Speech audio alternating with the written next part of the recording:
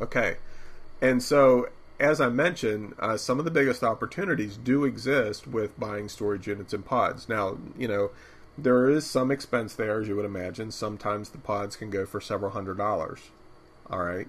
But you don't have to start there. You can start with the method that I showed you tonight and start working your way up to there. Okay. And one of the reasons why the pods and storage units are so fun is because there's a lot of hidden treasure in one sale. I mean, as I said before, you just don't know what you're going to discover. And that's one of the things that, makes me do a happy dance. And so essentially, once you buy those auctions, you just sort through the goods and then sell through the appropriate channels. Same basic model. It's a pattern here, I hope you're seeing. And then, of course, there are important business strategies that you have to keep in place and understand so that you don't end up buying a bunch of junk. All right? And there is that risk. Sometimes you hit some sales or you buy something and it's broken you didn't think it was or whatever. I mean, that happens. But there are some ways of really stacking the odds in your favor, as you would imagine. Now, I'm going to just take a moment here. I wanted to try to keep this as close to wrapping at 8 o'clock as possible because I want to be respectful of your time and all of that. But I want to just take a moment here and go through some of the questions. And if any of you have any questions, I would welcome them, because one of the things that I love to do on these webinars is answer questions. Kathy says, do I need to take notes or will we have access to the webinar? You will have access to the replay. I am recording this and I'm assuming everything is working properly. It seems to be. Let's see. Nancy says, I've gotten from Craigslist is spam mostly. I've sold a few things. Yeah. Craigslist, because it's free, there is the whole possibility of spam. But one of the things that, as you begin to work with Craigslist more and more, you kind of become savvy and smart to some of that. Marcy asks a really excellent question. She says, for eBay, do you post it as a buy it now button or as an auction? It really depends. One of the things that Tommy and I have found that many times people just want to go and buy it. So a buy it now button can make sense. But it really comes down to what the item is. And that's where, it's so awesome that you can go in and check completed listings and do some of that research because you can see, oh, well, apparently the buy it now button works just fine for this particular type of item because these guys are using it and it seems to, be working fine. But ultimately, you have to do the research, and it doesn't take a huge amount of time to do the research necessarily. I mean, it doesn't have to be difficult at all. Just go in and type the name of the product that you're wanting to sell on eBay. Go to advanced search and choose completed listings. And then it'll show you all the completed listings based on the keyword that you typed in. And you can see what, whether it's selling or not, what it's sold for, the whole 9 yards. So it varies, is my answer to you there.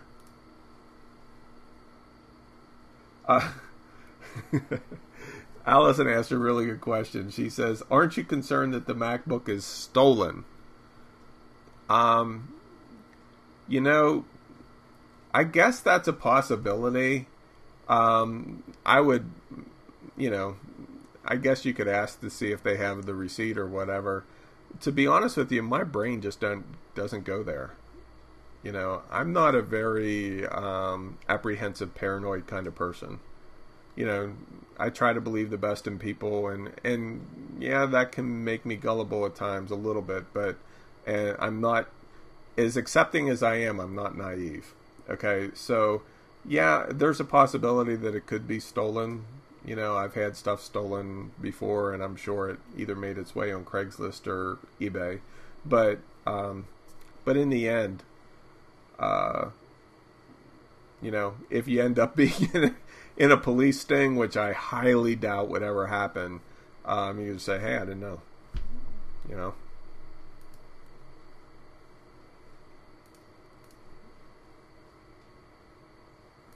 Okay. Allison was asking, did I haggle? Listen, I haggle with everybody. I'll tell you a cool story about haggling.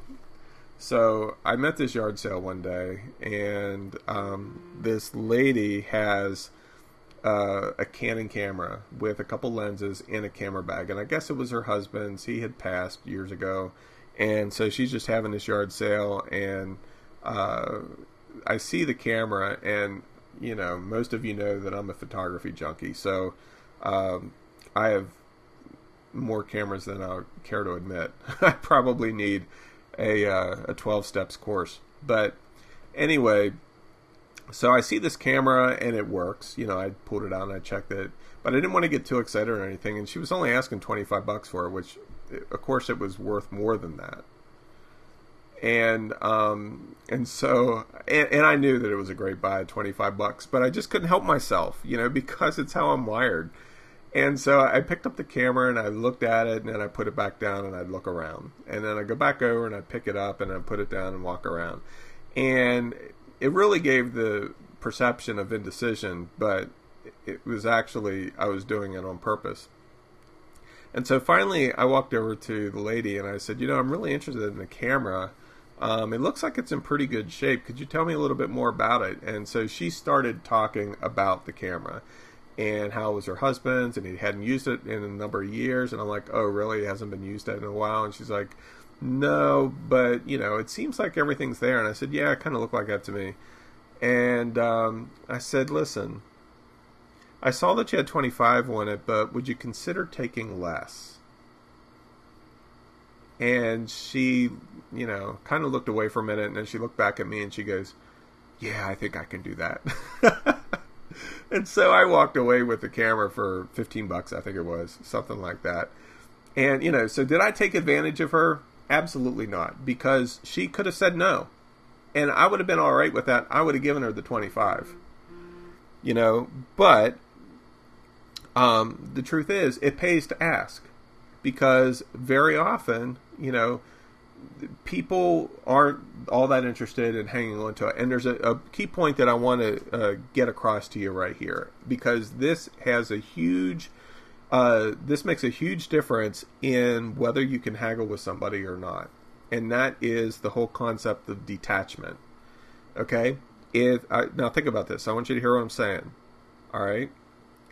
If somebody has no attachment to something that they're selling, they have no problem at all taking less, unless they know, for matter of fact, what it's worth.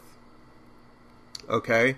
But if there's any kind of sentiment to it, or nostalgic connection, or it was their father's, or whatever the case may be, and nostalgia is attached to it, or sentiment is attached to it, very often it's going to be a little bit more challenging for people to come down on that price, because it means more to them.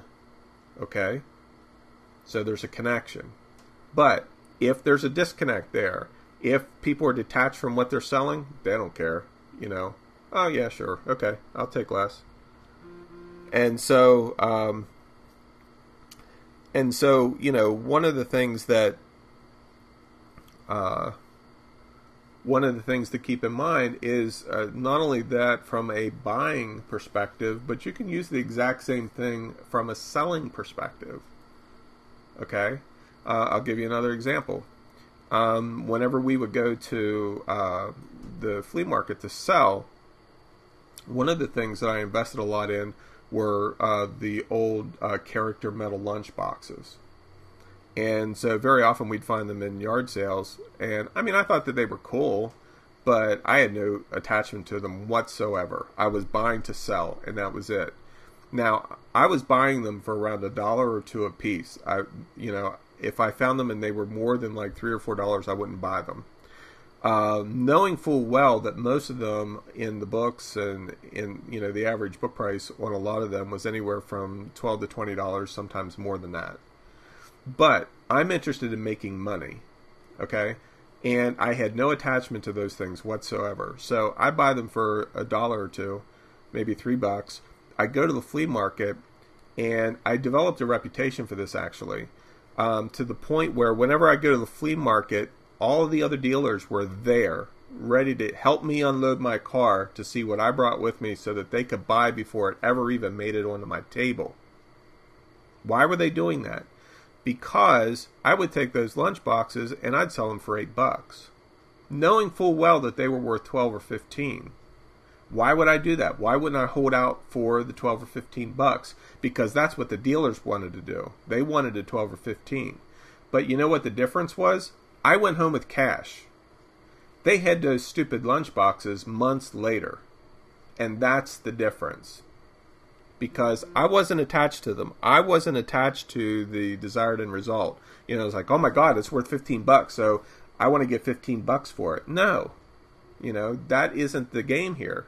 You know, the game is to make money. Okay? And so you don't want to be attached to the outcome whenever you're selling, just like whenever you're buying. It's ideal, you know, and you'll learn to read people and just connect with them and establish a rapport. I find that it can be actually enjoyable to hear some of the stories behind some of this stuff. I enjoy it. But anyway, so that was a free bonus. I wasn't planning on sharing that tonight.